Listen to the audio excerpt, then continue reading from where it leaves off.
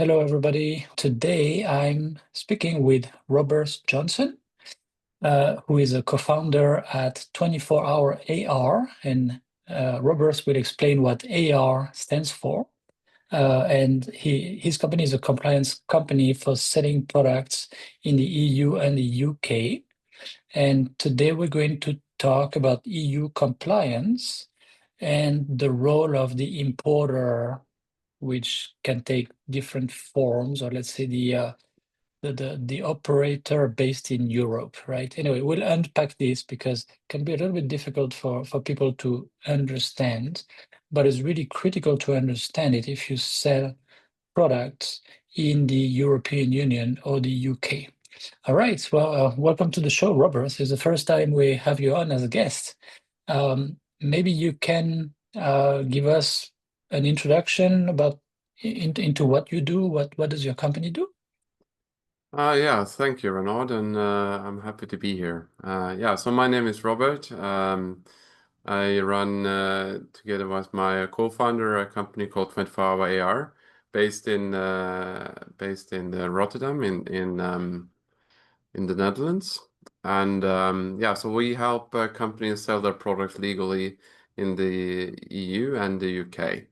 And we do that by offering authorized representative services, that's the AR, and also helping out with compliance things. So, doing requirement analysis, making sure that the product complies, and, ensuring that CE marking is correct and things like that. So that's Nice. the short version. Okay. All right. All right. Then anyway, you have plenty of opportunity to explain when that comes into the picture for people who want to distribute, sell products on these markets. I wanted to start with a topic, let's say, to frame the context, right? Because some people who listen to us or watch this video have no clear idea. What is that like selling into the EU? There are some requirements for compliance. What is it, right? So um, let's say I sell a product on an e-commerce site or in a store, right, in the EU or the UK. Some legislation applies, right? And in the EU, it's usually directives or regulations. Plus, some countries have their own specific requirements. So it looks pretty complicated to someone, new to the topic. Um, could you give us like a simple summary, right? A very high level view. No, I know it would not cover every single little situation, but just a very high level view of the requirements for putting a consumer products on the EU market. Yeah, sure. Yeah, so one of the most common thing that you talk about when it comes to EU market compliance is the CE mark. And it's super important, but that's basically not everything. So basically, we have within the EU framework where we have the laws. These are directives and regulations. Uh, as a manufacturer, you don't really need to consider the difference here. Both are laws. It's just the different on how it's implemented in each member state. But that aside. So we have these laws that if you have a product, you need to understand which laws the product fall under. So basically, you have things like the low voltage directive, you have the electromagnetic compatibility directive, so EMC, and maybe you have the Roche directive. So you have a few things for electric product, and then this is where you as the manufacturer have a responsibility to check which directives, regulations your product fall under. So let's say you have these three that I just mentioned. Then in addition to that, you also have the General Product Safety Regulation, which is a sort of a catch-all regulation for consumer products. So if you have a consumer product, then this regulation applies. It's called, well, the short for it is GPSR. So the GPSR applies. This means that you need to have like a risk assessment done. You need to have some technical documentation done for or created for your product. So these things all combine. And then additional to that, you might have, well, you do have the REACH compliance. Also, it concerns chemical substances in a product. So yeah, there are a few things. So on a high level, you need to understand which laws apply, but then you also need to understand that these laws are just what you need to do, not specifically how you comply with them. So basically, you have a requirement, and for instance, in the EMC directive, the electromagnetic compatibility directive, you have basically two requirements, and these two requirements are that your product should not emit disturbances, and your product should not be disturbed by other electronic products.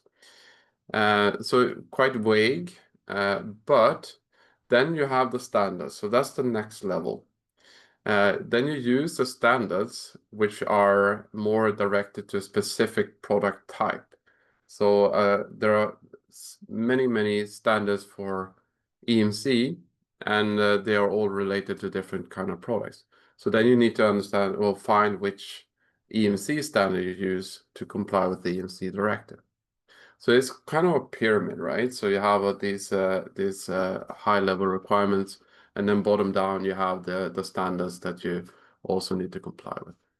And then eventually, if you see that you comply with the standards, then you could almost say that you also comply with the directives and laws by doing that.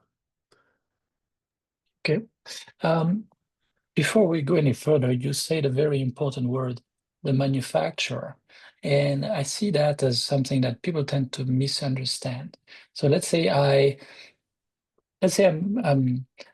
based in France, and I buy a product that is manufactured in China. Okay. And I put it on the EU market, right? The European Union market. And I want it to be on my branding, right? It's going to be my company's product, with my address, my company, etc., on the packaging. Who is the manufacturer in the eyes of the European Commission and all these legislation that you mentioned? Yeah, that's a good question. So manufacturer as such is actually a legal term. So what you refer to is a way where you as the importer actually picks up the role as the manufacturer. We would separate between the company that actually produces the product in China, and the manufacturer, which is actually in this case based in the EU. And the reason why this happens is exactly as you say. You sell it under your own brand. If you would sell the product under the Chinese manufacturer name and brand, then you would be an importer. So this is the critical distinction that you need to make and understand for yourself. What role do I actually pick up here? So it's quite easy to just say, well, of course I want to sell it under my own brand. No one will know who the manufacturer is, so they can't like steal my idea. But then you need to be aware that it comes with responsibility. Right. And wherever the directives and regulations say the manufacturer is responsible for ta ta ta, the manufacturer is liable for ta ta ta ta. If you put your company name on the product, you are the manufacturer, basically. Yes. It's as simple as that. Okay. Is. So you mentioned there's legislation that tells you need to do this. There's standards, right, that are sort of related to this legislation. Let's say these laws. And let's say, I don't know, if it's a grill versus a hair dryer versus something else, there's going to be different kinds of IEC standards that are transposed into EN standards, and then it's so complicated. I think we should not go into that. But people tend to focus a lot on, hey, let's just you know, find the right standards, do the test some samples on the standards against the right standards, and we have the test reports.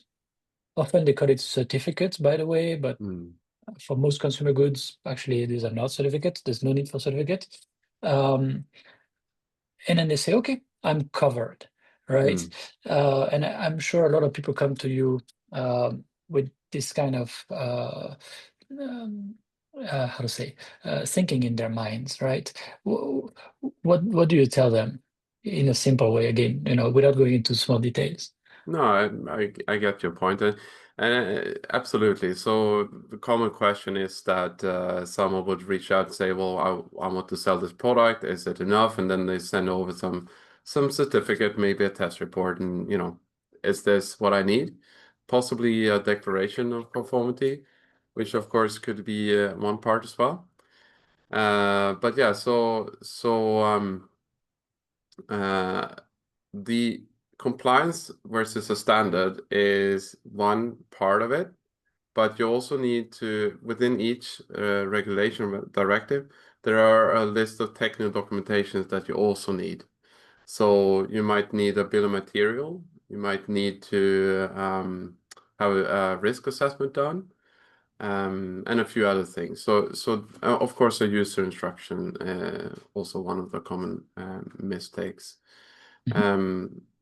So yeah, the certificate, the test report, one thing. The technical documentation is just well, more things. So the certificates and all that goes into that technical documentation. Yeah. Right. So it's for people maybe watching this or listening to us, they need to understand that getting the test reports passed, of course, obviously, against the right standards is part of the job, but your technical documentation should be more than that, basically. And the various laws, as you mentioned, are pretty clear. At least give you some pretty clear direction about what is needed. And if you just ask testing labs, right? And people say, oh, just ask the laboratories. They will tell us what is the requirement. Well, testing labs make their money by testing. So they will tell you, yeah, you need to do this test. And then people kind of think, okay, I just got a consultation with, a very knowledgeable company that is definitely on top of, all compliance topics. And they told me that's all I need. So, okay, I pay for the test, I get the report, I'm good to go. And of course not, right? Risk assessment, DOC, etc., etc. Okay. I wanted to go to another topic because this is closer to what specifically your company does. So you have a pretty good handle on that topic. And I wanted to discuss that with you. So when a product is made out of the EU or UK, let's say China, Japan, USA, whatever, in my understanding, the EU Commission thinks that, hey, maybe there's a risk of negligence or fraud or whatever, because these people are not here. So if something goes wrong here, um, like who are we going after? We cannot, you know, we cannot grab them and say, hey, you have to be responsible, accountable for what happened, right? So there's a risk. Maybe there's a higher risk of non-compliant products because people, these actors don't feel that, um, uh, some bad stuff could come to them. They just say, "Whoa, whatever. Okay, I just give up." I sold a product that poisoned people, or I don't know, brake equipment for automotive automotive parts, and it leads to accidents or anything like that, right? Really big disasters. Oh, okay, we just run away. Basically, we're not even here. You cannot catch us, right? And I think that's why there's um, a lot of emphasis, especially over the past, I don't know, 6, 7 years, um, from the European Union in saying, hey, you gotta have someone here, somewhere in the European Union, who's responsible for compliance, right? Can you explain to us a little bit what that means, what that involves, maybe the different cases? Yeah, absolutely. So if we look back a few years, 2019, there was a new law called 2019-1020, actually.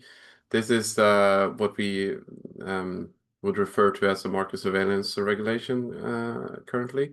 This gave us a new framework for what is required in the EU when it comes to this specific thing that you mentioned. So having a responsible actor within the EU.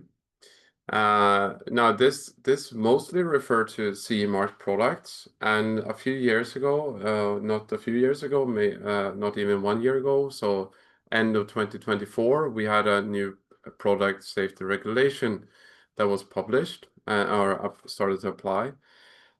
This actually increased the scope of the responsible person concept to also involve all consumer products. So all of a sudden, we see that all consumer products placed on the EU market require a responsible person.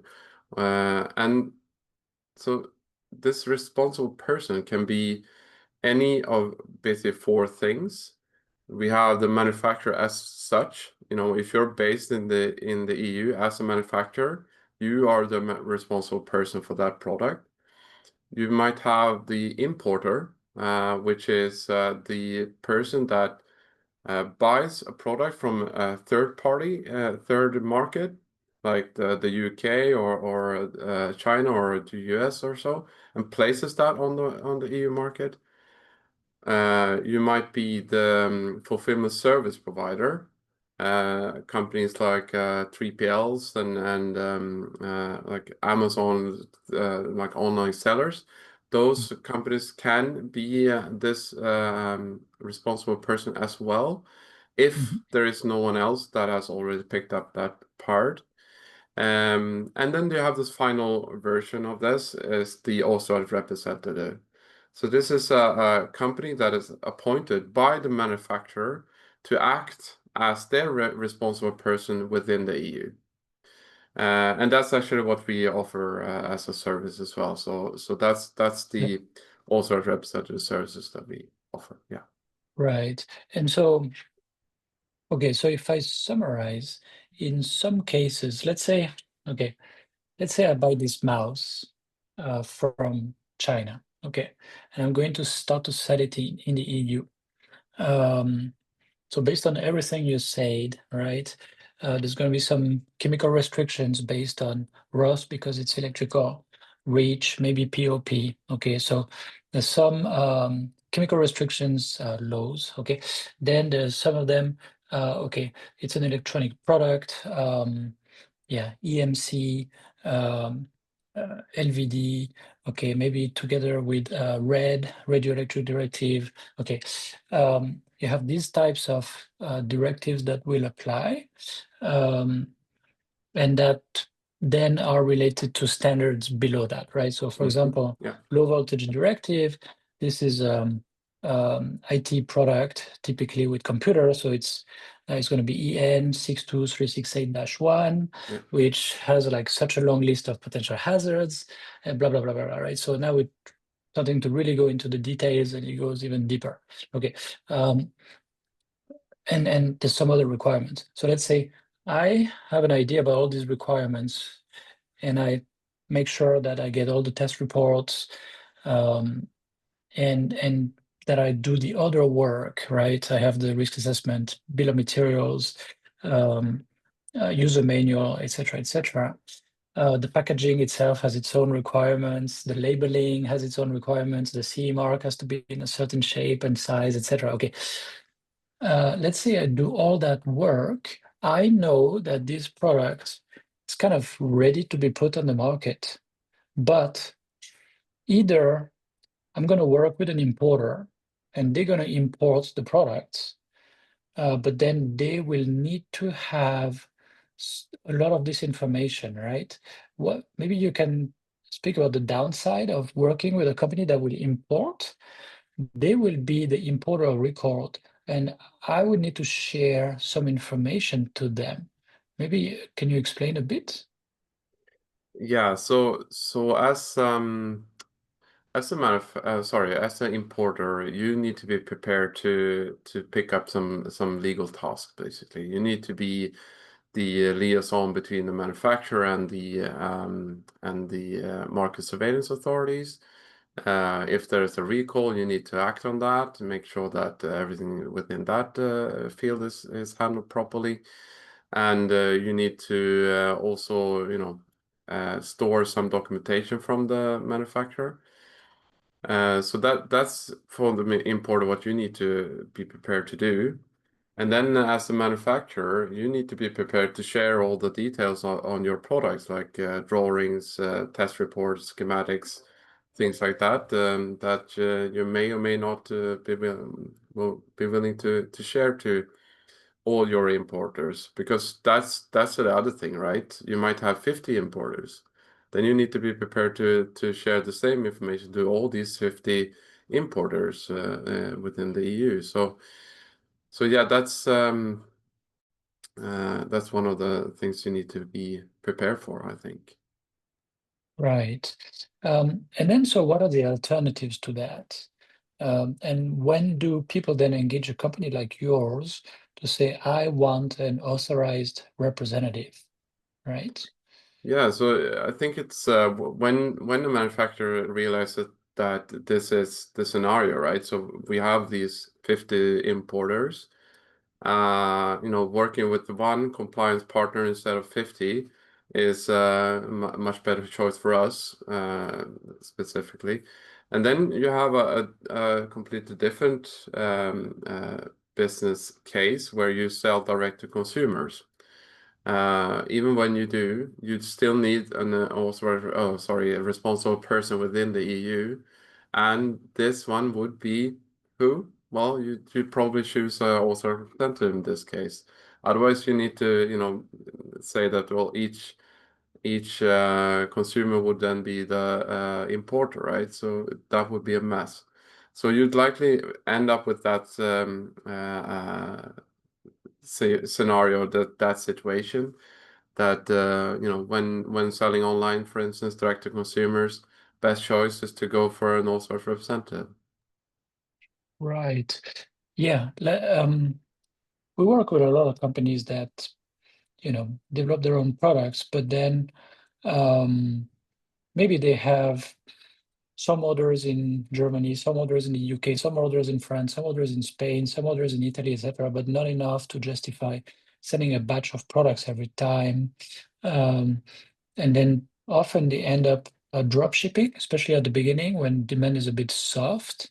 And then this type of situation comes up. So in theory, to do things the legal way, they should have an authorized representative just to make sure they cross every T and dot every I, right? There's no other way, right? To be legal and compliant. Yeah, I think that you have a point there. You could always, let's say you have a warehouse in somewhere in Europe, and then it ships directly from there to the consumer. What could happen then is that this ah, sorry, that's wrong actually. So I think we need to cut that It's out. okay. Yeah, Yeah. Adrian will cut, yeah. So maybe let me Yeah, do a the countdown. thing is that I don't think they actually do pick up that can be considered Did third the Yeah, they don't. I know for a fact that the drop shippers can pay VAT on their side, so the consumers don't have to do that. But then there's no other problem. It doesn't get blocked currently. no, Currently. no, I So guess maybe so. that's Yeah, what to but I think emphasize, one maybe. one one another thing that we might, Yeah. or maybe you can ask, the situation where, well, I have a cousin that lives in the EU. Can I use them for as an Yeah, I will all-source ask that representative? after. Yeah. Right. Uh, Okay, so we rewind kind of, and then I just asked about the shipping to individual consumers, right? And then do I need an authorized rep? Okay, so let me do a countdown. 3, 2, 1.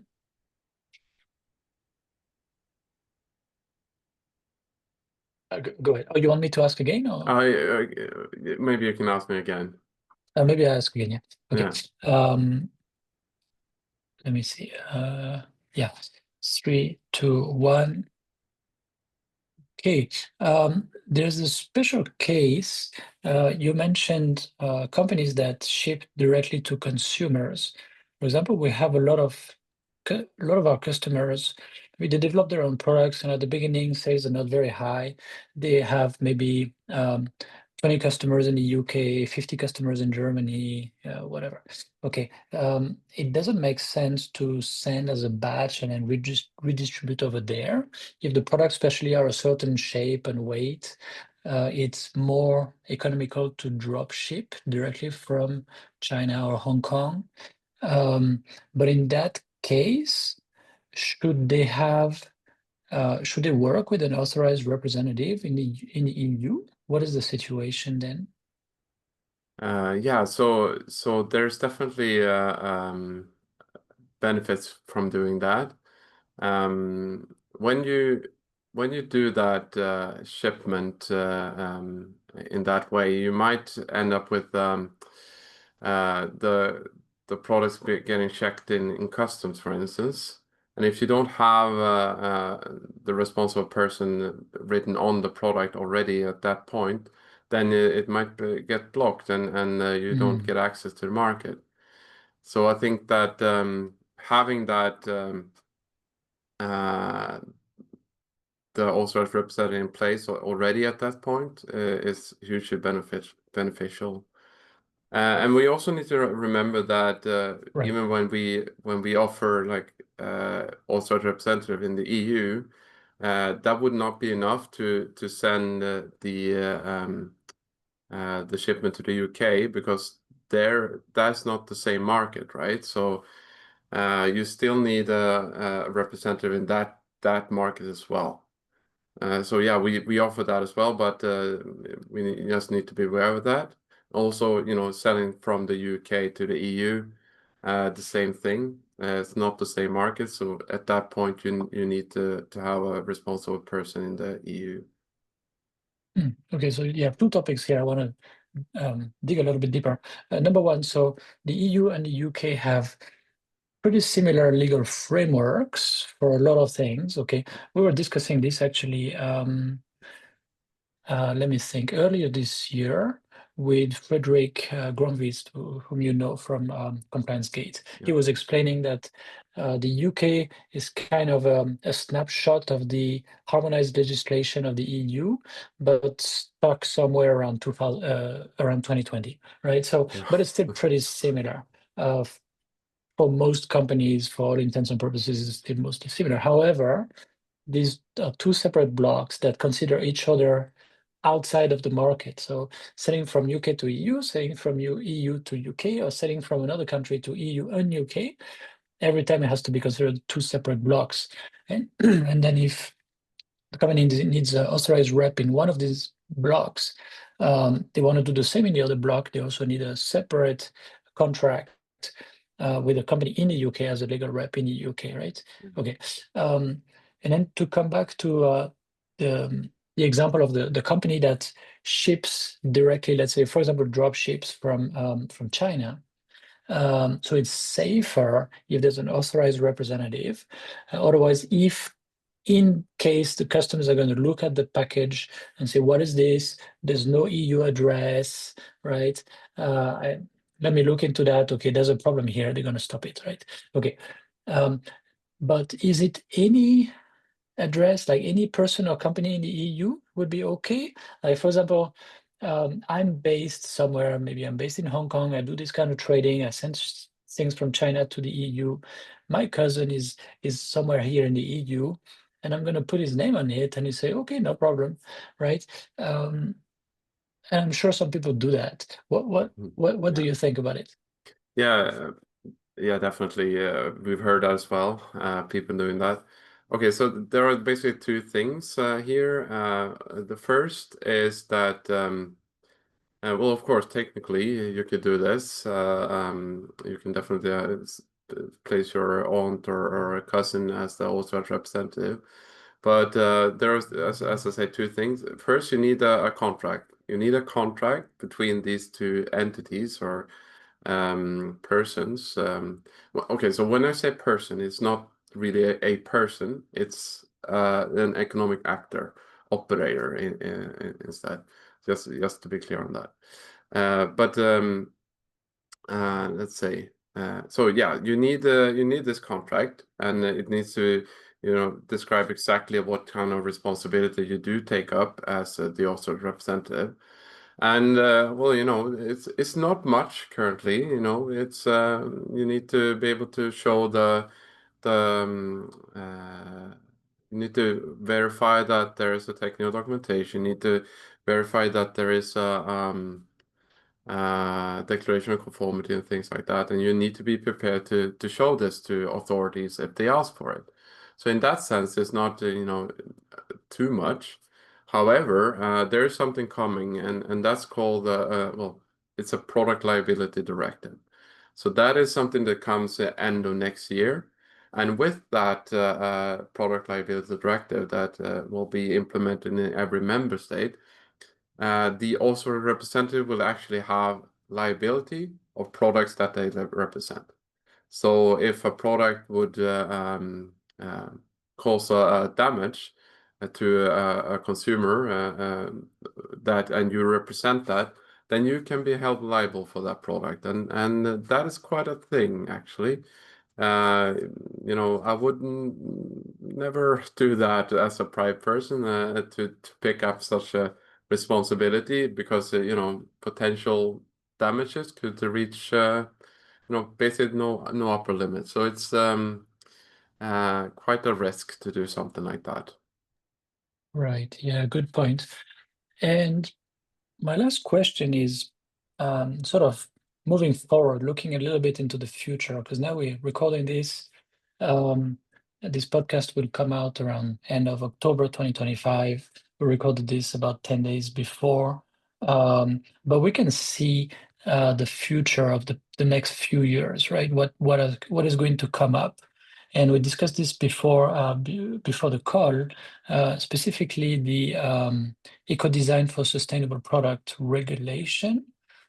We know the text. We don't know the details of it yet, because there's Mm, going to be what they call delegated acts for every vertical industry, it seems. But it introduces some very important concepts like the digital product passport, um, and also in parallel, if I'm not mistaken, the customs authorities all through the EU are going to have a unified software with access to a unified database, right? So when all this comes together, um, I mean, right now there's plenty of holes, let's say, in the mm, system, right? A lot of products that are not compliant still come in. Market surveillance authorities don't, are not always very active, depends on the countries. mm, Um, uh, let's say a lot of actors are still doing things the wrong way and don't really feel the heat for it. As you mm, mentioned, product liability is going um, to be ramped up pretty significantly from next year. Okay, mm, but it's probably not enough. A lot of people still think that, hey, whatever, all this stuff is paperwork for big companies, I don't really need to care. I'm not even there in the EU, right? There's a lot of that. But mm. do you think that, how to say, the net is going to get tighter and tighter and going to really get better at catching the fish, the bad Yeah, fish? yeah, What yeah. do you So see? actually, yeah, it's a good point. This is something I've seen for many years already. I think that the EU Commission realized that this is a problem in Europe when it comes to unsafe, well, you know, not feeling the heat when you place unsafe product on the market, basically, or on non-compliant product. So it started already with the regulation I mentioned earlier, the market surveillance regulations, and then adding that the general product safety regulation, that both of them added like the requirement to have a responsible person. And then moving that into what actually also mentioned, the digital product passport, which will make it so much easier to see who is the responsible person for this product. And then if you don't, it it does come down to when a product comes into the customs, they would look at the product and see that, well, do you have a QR code on it or not? And if it doesn't have a QR code, it goes into that file and it doesn't get access. Or it does, well, then I just check it with my phone, see who's there, and then if it all looks good, it goes through. So the market, the customs checks are so much simpler with this, and you will get uh, the market surveillance will be so much stronger by having this. But then you also have the Product Liability Directive, which hands out this responsibility to all these actors, and all of a sudden it's not all songs and roses or whatever you want to call it, but to pick up tasks within the Right. EU. So starting acting as the AR, well, maybe now it's not a huge thing, but it could potentially be that in the future, and you need to be very careful. For us, for instance, when we are the AR, we need to be very careful which products we represent. We need to make sure that the products that we do represent and allow in under our name will be compliant.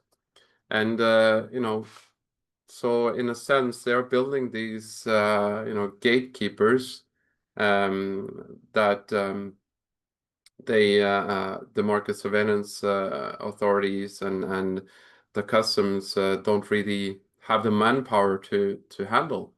So they are more or less outsourcing this work to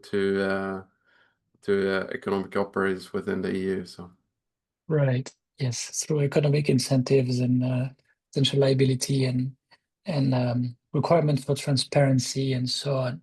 And I would just add one point just before we conclude, is that if authorized representatives are going to be much pickier, importers are also going to get much pickier because when there's no authorized representative and the importer picks up that job, then they're also going to be quite careful because they're going to be subject to the same liability. They actually have more responsibilities, right?